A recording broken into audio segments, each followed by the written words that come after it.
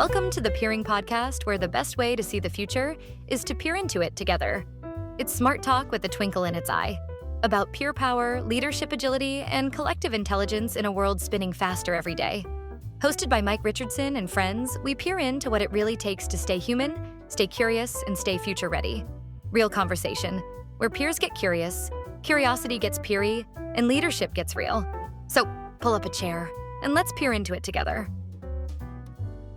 Hey everybody, welcome back to another episode of the Peering Podcast, and I'm really excited today to have a very good friend and colleague of mine with us as a special guest, Philip Guarino, American in Paris. We'll find out more about that in a moment.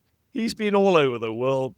I lose count of how many languages he speaks. It's at least 3, if not 4, if not 5. Got a fantastic career. We'll hear more about that in a moment.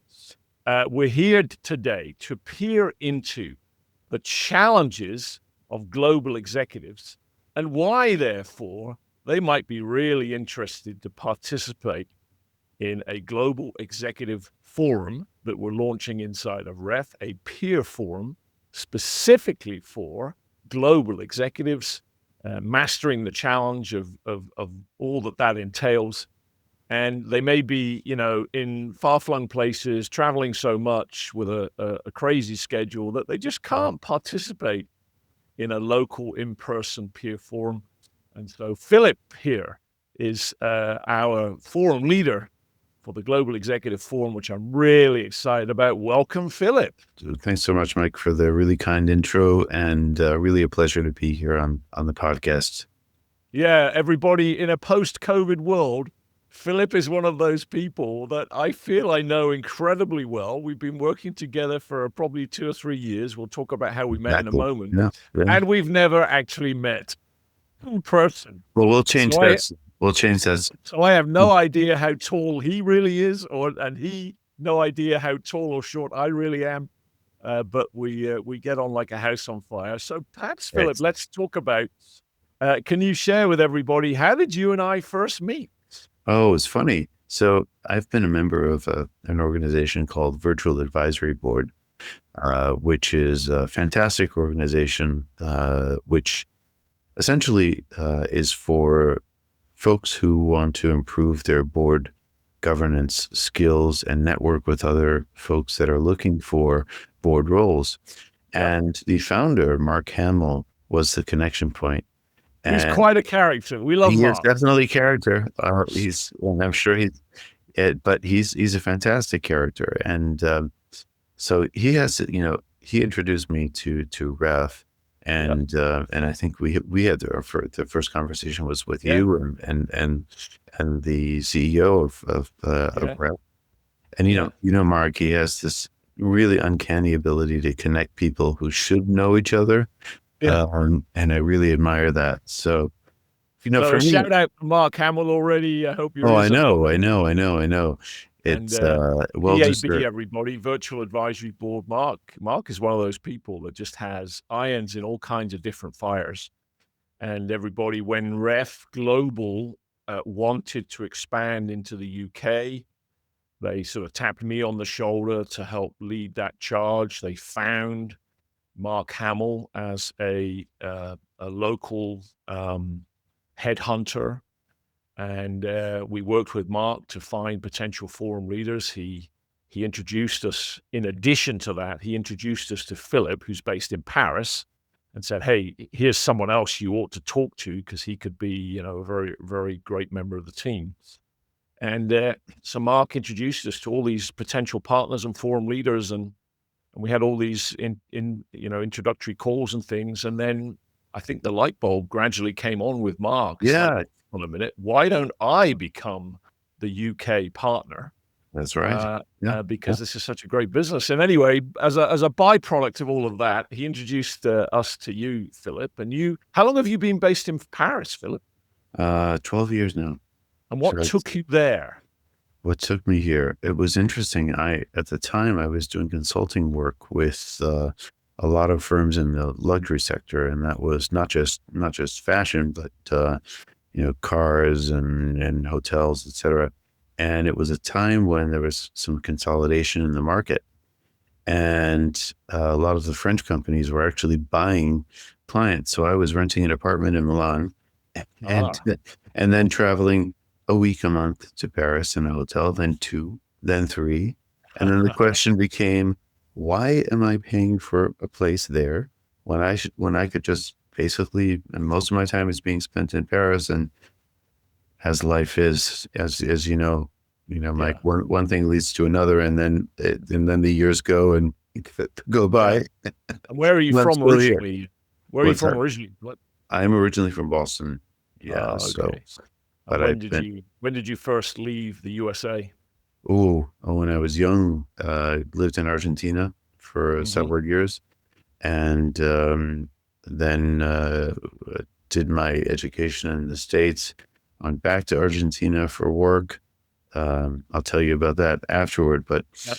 Yep. um, and then lived in Italy for a few years before coming to France, and so I've been around a little bit. Yeah. It helps explain why he speaks so many languages, everybody. Yeah, couple, So, couple, kind of so forced. perhaps, actually, let's keep going on that, Philip. So tell us about your career path. How did you get to where you are today? We'll talk more in a moment about what you're doing presently, but what was your career path as a global executive yourself, and how did you get to where you are today? So I grew up, it kind of, and the reason why I bring this up is it really was kind of what colored my experience was. I Yep. grew up in a bicultural home. My father's Italian and my mother's American. And my father grew up in Argentina, and my aunts were born in Argentina. So I never really understood what, 3 or 4 years old, why am I hearing 3 languages, and why, you know, what is this thing about Argentina, and where is Argentina, and where is Italy? And I remember, you know, my fascination with maps as a little child. And I think that really was the trigger to really it sensitized me to different cultures and different Yep. languages. And then that early exposure made me really curious about, why people think and operate differently, right? Yep. So that curiosity kind of carried through my life. As I said, I lived in Argentina, then Italy, and I've been here in France for 12 years. And, I've through work, I mean, I think, and through work, and then also for pleasure, because I needed to burn all of my frequent flyer miles that I got from, thanks to my jobs. Um, you know, I think I'm up to 140 countries, something like Oh my that, which gosh. has been a Wow. blast, a blast. 140 countries. You got me Yeah, beat. crazy, I've crazy. been to quite a few, but it's not that many. No, it's fun. It was fun. It was fun. When the frequent flyer game was actually really Yes. Yeah. easier to work. So, and I've worked in, like, I don't know, probably like 45 or 50, I think. So I guess when you spend that much time traveling, um, across borders, and you have to, inside companies with leadership teams, and, cross business cultures, you really become attuned to nuance. And so basically I studied international relations at Harvard, and then I did my MBA at Wharton in international management and entrepreneurship. I swear it was all a product of having strict Italian grandparents, and well, opening my eyes to the world, right? So, Nice. but the real education started like right when I got out of college. My first job was at Bose Corporation and Bose Music Systems, and Yep. 22 years old, and I was brought in to help reestablish their business across Latin America and the Caribbean. And the business had basically been dormant since the 1970s. Right. And so, every country, people think of Latin America as a monolith. It's absolutely Yeah. not. I mean, Mexico Right. has absolutely nothing to do with Argentina, except for a similar, same language, but Right. different It's words, it's a different, patchwork quilt of different absolutely. countries and cultures and histories and Yeah. Yes. orientations. Yeah, absolutely. And so, it was an incredible experience, to kind of come in and kind of take a look at things. And I was on a fast learning curve because we were a very lean team. So after Bose, I went to Wharton and went back to Bose and did strategy work with their retail division, rolled out their retail division, which grew to like $100 million business in a short period of time. And I then, started my own company in the U.S. importing high-end kitchens and dealing with impoverished American clients, and a few more companies that I founded afterward were in this management consulting space, both in Europe and the U.S.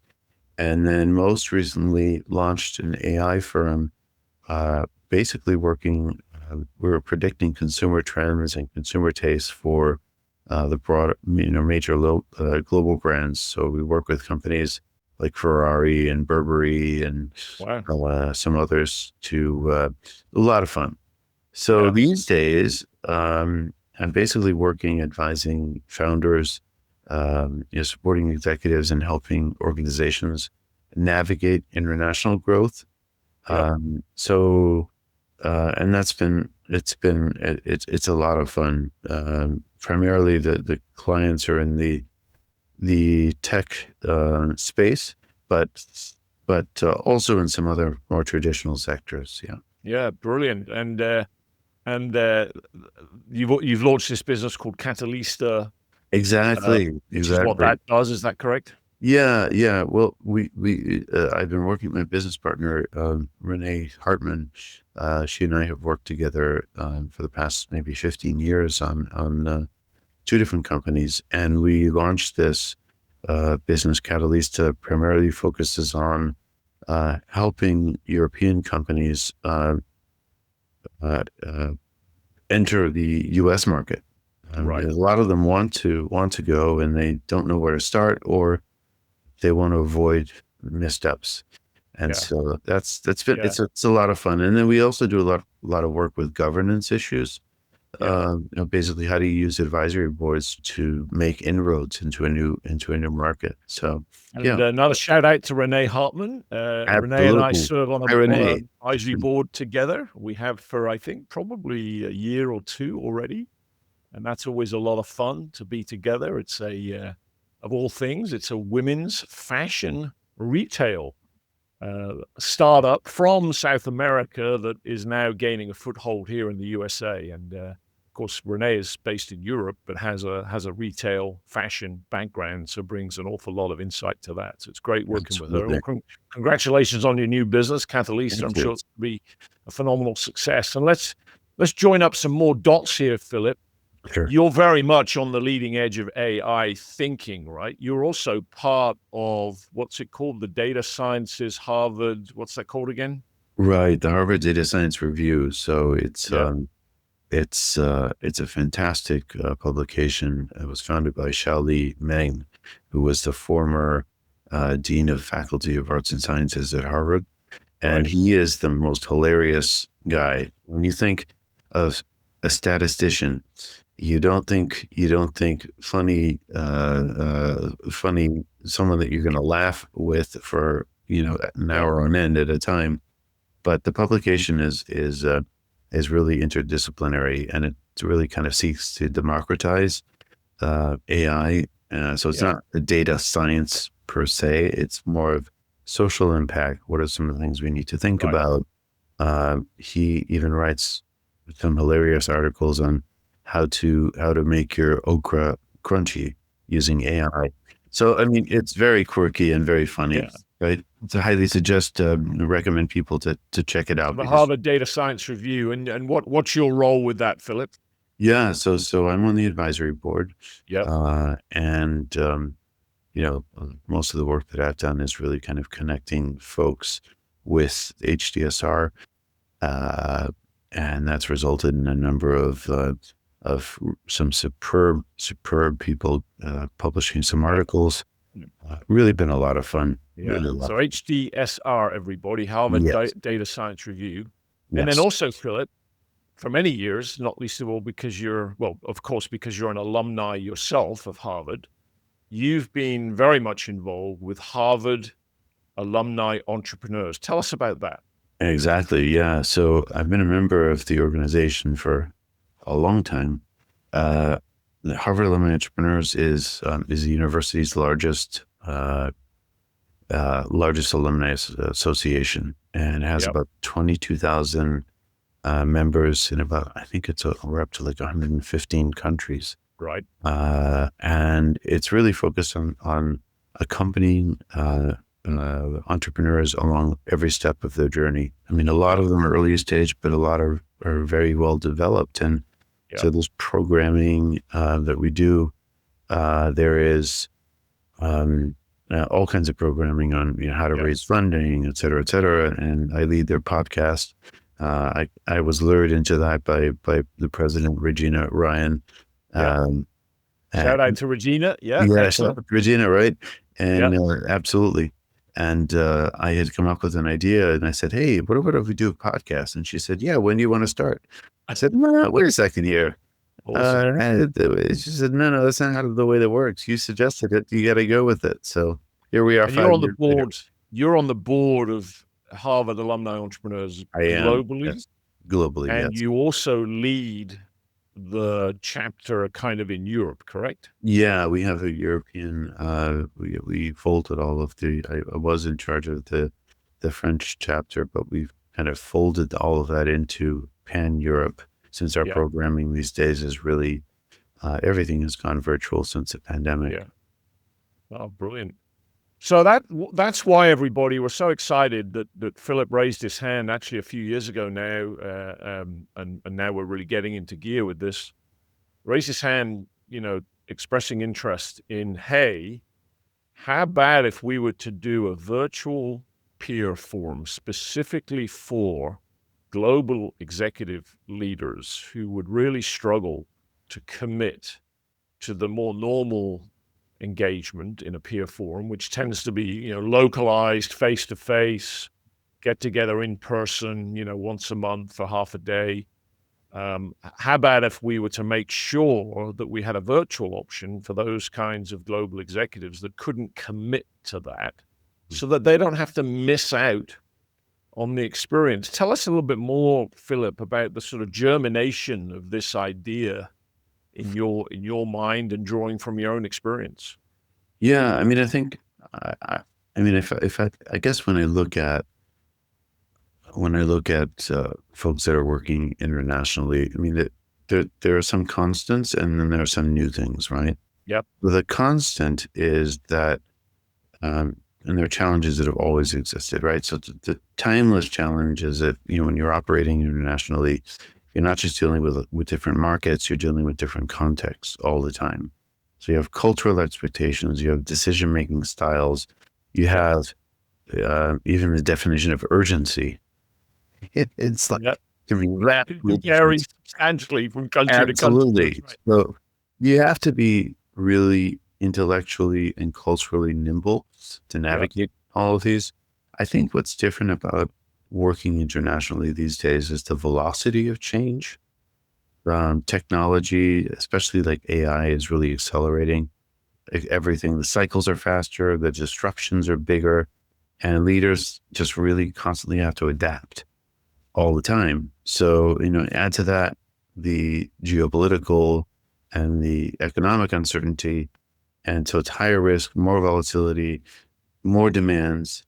And that's exactly where I think that the Pure Forum plays so wonderfully to serve the needs of global executives, because when leaders have to make decisions in these in these environments of rapidly shifting kind of dynamics, having a trusted group of peers that understand this, have a real understanding of what those dynamics are, it really could help them make clearer decisions, but also to feel less isolated. Because if you're on the road all the time, it's a different Yeah. life and very demanding. So Yeah. that's Yeah. kind of how I kind of see it.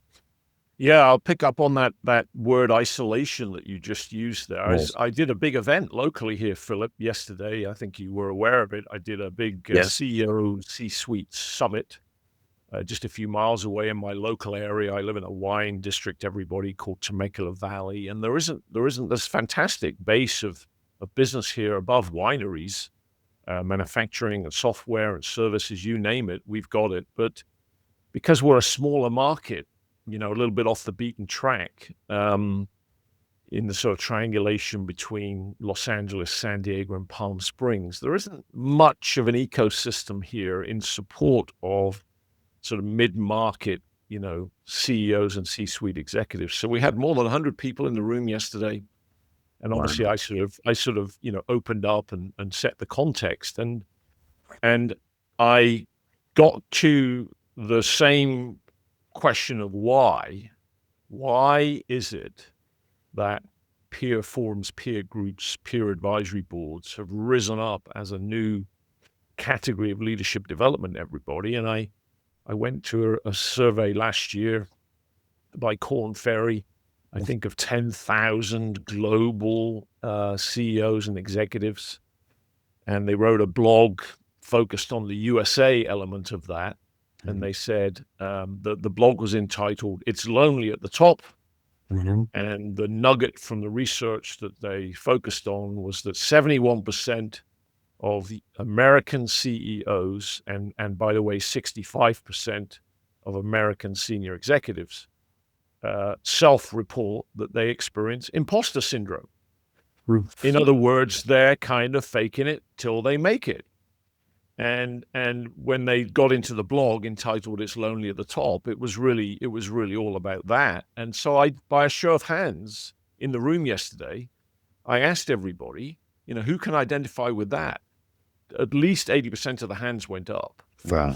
It's lonely at the top. Yeah. Isn't just a cliche, it's a reality. And I remember it well from my own days as a global executive. I ended up, as you know well, running the aerospace division of a British public company that you've probably never heard of called Spirent, initially from the UK, was traveling the world to serve, the global manufacturers. Of course, went to Seattle, Boeing many, many, many times, but the south of France to Airbus Industries in Toulouse, and into Germany to Deutsche Airbus, the German partner in Airbus Industries, out to Brazil for Embraer, and out to Asia Pacific in service of the global airlines, and of course, Europe and the USA for the global airlines and the global militaries. We were in the business of not just commercial aviation, but military aviation, making actuation systems for jet fighters and cargo transports and all that kind of stuff. So I was all over the place all the time. And I was, having to do very entrepreneurial, innovative, high stakes, technology stuff in a public company, share price sensitive environment. So I constantly felt like I was in a pressure cooker. I constantly was on a plane.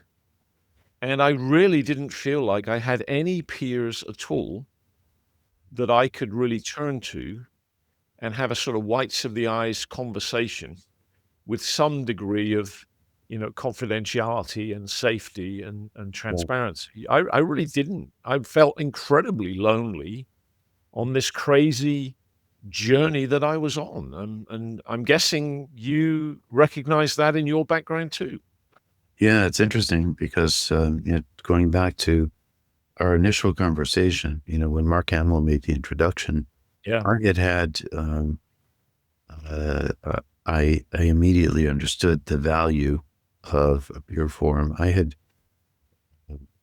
been part of a peer forum maybe 15 years ago in a business that I had, and it was by no means as sophisticated as perhaps as structured forum, but I have to say that experience really was a game changer. It really, really was, to be able to meet with people that were not competitors, to be open, to share. It was a real game changer. And so, being able to apply this to the challenges that international executives face, it's kind of like it's a wonderful experience to have, and that I see that others absolutely enjoy. Yeah, and it's always heartwarming. Uh, Part of the event yesterday was I launched a forum here for CEOs, a local in-person forum, very different from what we're talking about. We're talking about a global virtual forum, but Mhm. I launched a local in-person forum for CEOs here about a year ago. And so yesterday I made a fuss about the fact that it's our 1 year anniversary, as it were. And we had some of the members, speaking from the main stage and that kind of thing. And one of the speaker members very recently sort of fessed up, to the group that he said, a year ago when I was coming on board, I was very skeptical about this. He's a Marine, Mhm. you're never an ex-Marine, are you? Once a Marine, always a Marine. He was a helicopter pilot. Um, Ended up actually flying Marine One, Okay. presidential helicopters. So an incredibly capable guy. Had, of course, phenomenal training and development, throughout his whole career, not least of all in the military, of course. And then he bought, of all things, the local Chick-fil-A franchise Mhm. here in the local area and has been very successful with it. Mhm. Chick-fil-A is a top shelf brand, Mhm. and he's had plenty of training through them. So a year ago, when he was considering joining the group, he was kind of very much on the fence for a while. He just fessed up. He said, "Mike, I was incredibly skeptical a year ago. What the heck am I going to learn from Mhm. this? What the heck is this going to give Yeah. me that I haven't already had, or I can get a ton of other places?" And it was in last month's meeting, 1 year later, that he fessed up to the group and he said, "I've gone from being a skeptic to an advocate." He Mm. said, "This has absolutely amazed me on how valuable this has been, beyond, my expectations, Mm. wildly." And uh, it was just so heartwarming to hear that. And, I've been doing this work for 23, 24 years, and I've heard that, quite frequently, those kinds of Yeah. reactions, once someone's been in it a while. Well, that's So, so the tell us magic. more about what we're gonna do, Philip. What's the format? How does it unfold from here? Right. So the way that the Global Executive Forum works is it's a monthly meeting of about 3 hours, Yep, and it's structured in a very deliberate manner, yep, where the first hour or so we have a special guest that will come in and talk about uh, whatever relevant, pertinent issue. do the educational component, a speaker. Yeah, Exactly, yep, exactly. And then we move on to a case method yep, where each participant brings their challenge. yep, And what's fascinating about it is that when the discussion ensues, um, it takes on so many new dimensions. yep, Oh, I hadn't thought about that. Oh, I yep, hadn't thought about that. yep, And then you have people saying, "Wow, I work in investment banking and you work in manufacturing, but we have exactly the same yeah, challenges." yeah, And that's where the real magic, I think, happens is yeah, is in the collective sharing, and yeah, as Ref refers to it, it's collective intelligence where the yes, learning comes. yeah. Yeah. Yeah, and so Philip and I actually piloted and prototyped this, everybody, a few months back with about 10 participants across the course of about 3 months. And with actually, in that case, we did it weekly, just as the pilot, just as the prototype. And so we took that cohort, if you like, that peer forum through the experience. And every week we would process a different case where we've prepared and framed it in advance with the member bringing it. Mhm. And it would be, a real life, real world, real issue, challenge, problem, opportunity, anything from business, professional development, personal growth, or life. I've been doing this 23 years, 24 years. And by and large, I've heard everything Right. from, all the business things you could expect. Should I hire? Should I fire? Should I stay? Should I go? Should I buy? Should I sell? All the way through to, personal things like, I've just discovered my teenage son is on drugs. What the heck do I do? Uh, And everything in between, health, wealth, love, life, marriage, divorce, you name it. Because, and I remember this very well from my own experience, you know, it- the business, professional, personal life lanes of our experience and our journey are so interwoven and so tangled up. They're very inseparable. I mean, like you, I emigrated from the UK with my wife and two young boys. We came out to the USA on a 4-year work permit. Before that ran out, we managed to get our green cards. Then 9/11 happened. I got my green card 2 months before 9/11. 9/11 happened, and the corporation that I worked for, their share price was in big trouble. So I decided to pivot and go independent and do my own thing. And, all of those choice points, all of those forks in the road, all of those decision points, were a tangled web of business, professional, personal life. And so a peer forum is a place where you can bring all of it. It's totally confidential. There are no competitors in the room, so that everybody can be totally transparent and be of service to each other, as you said, tapping into the power of peers and generating this collective intelligence, as we call it, leaders powered by collective intelligence. And it's a wonderful experience, isn't it, Philip? It really is, and I think, as you mentioned, on so many different levels, in the intersection of business life or personal life, and even health, and so it really is a powerful experience. Yeah.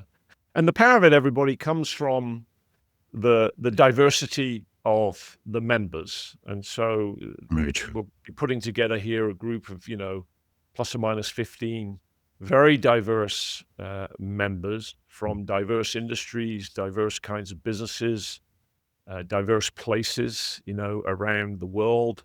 Obviously, managing time zones as best we can. The more diversity, the better, everybody, because that's where the power of peers comes from. And so we want high tech, low tech. We want old economy, new economy. We want manufacturing, software, services, hospitality, you name it. We want diversity of tenure. We may be people that are at the beginnings of their journey. We maybe have people at the tail end of their journey. We want diversity of age, ethnicity, of course, gender, personality type, everything, because the more diversity, the better. And that's where the power of peers and the collective intelligence comes from. And as Philip said, a virtual meeting, of course, 3 hours once a month, facilitated across those different elements that Philip mentioned. And the core of the core of the core, as we call it, is what we call the case, where members are bringing those real world, real life, real issues, challenges, problems, and opportunities framed and prepared in advance. And what we find, Philip, don't we, is that it becomes a sort of hall of mirrors. So every question that a member asks of the member bringing the case doesn't just land on the member bringing the case. It reverberates around the hall of mirrors, and it lands on everybody, including the person that just asked it. Every piece of input, suggestion, ideation, experience, story, recommendation that members give to the member bringing the case doesn't just land on that member. It reverberates around the hall of mirrors. It lands on everybody, including the person that just said it. And so it becomes this very powerful hall of mirrors, everybody, where everybody takes away value from every case that gets processed, whether it was their case or not. And that the That's the beauty of it, isn't it, Philip? We saw that a lot, didn't we, when we were doing the prototype and the pilot? Yes, yes, yes. And the comments of, wow, I experienced that too. And that made me think of something and these were people that weren't necessarily, presenting their case. They were listening, and a light bulb went off and said, "Thank you so much for sharing that, because Yeah, it really helped yeah, me in what in an issue that I'm going through right now." And so and I also think there's pollination that happens in the process. yeah. So it's a pretty rich experience.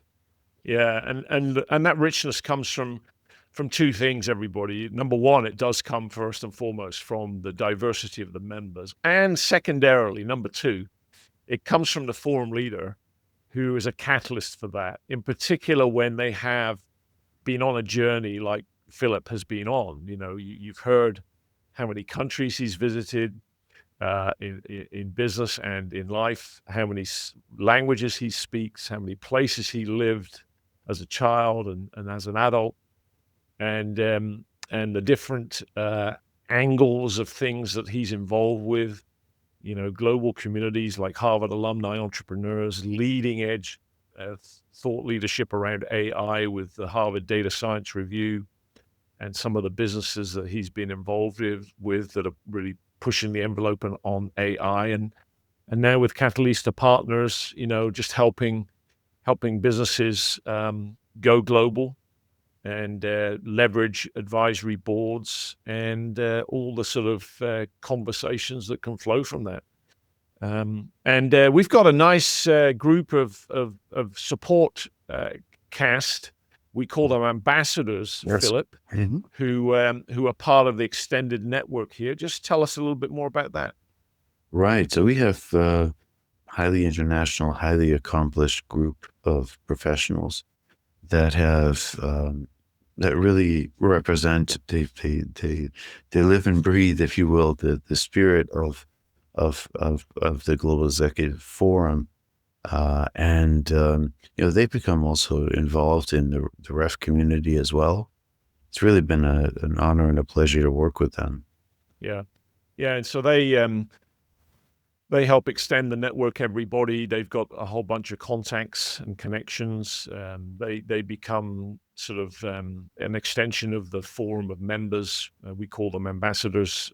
Some of them have such specialist expertise that they will come and speak and get to know the members and open their doors of their networks and those kinds of things. And so it becomes a really powerful ecosystem of people that really understand the global setting, Mhm. really understand the challenges of being a global executive leader, and really understand, on a sort of eye level, whites of the eyes reality check of just what it's like, leading the kinds of global businesses that our members will have.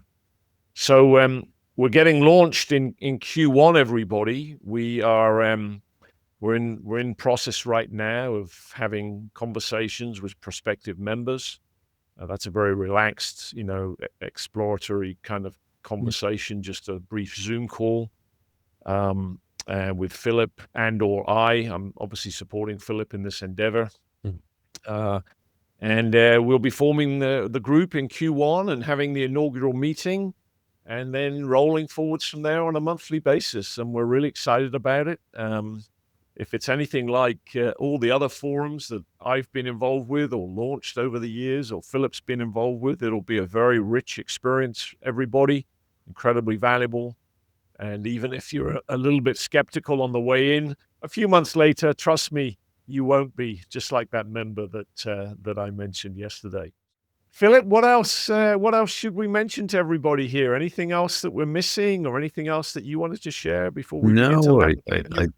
I think we've covered it. This is Yeah, a unique experience. That's a special experience, and if yeah, I look forward to the launch, and in the yeah, meantime, speaking with anyone who's interested. yeah. So there we have it, everybody. Another episode of the Peering Podcast.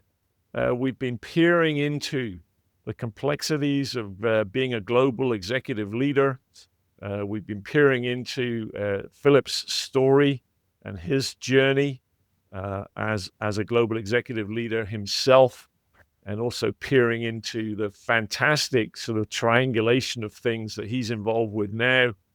Everything from Harvard alumni entrepreneurs, the leading edge of AI, advisory boards globally. It's been a thrill, Philip. Thank you so much for your commitment to this Global Executive Forum, and I'm really excited to see how that takes shape, and then how it unfolds from there, and all the great stories that we hear about how well it's doing. And thanks for being here, everybody, listening to this episode, and we'll see you next time. Thanks a lot. Bye-bye, everybody. That's it for this episode of the Peering Podcast, where we believe the best way to see the future is to peer into it together. If today sparked something for you, share it with your peers. And keep the conversation going at peeringpodcast.com, because leadership gets clearer and the future gets brighter when we peer together. Thanks for listening. And until next time, keep peering in.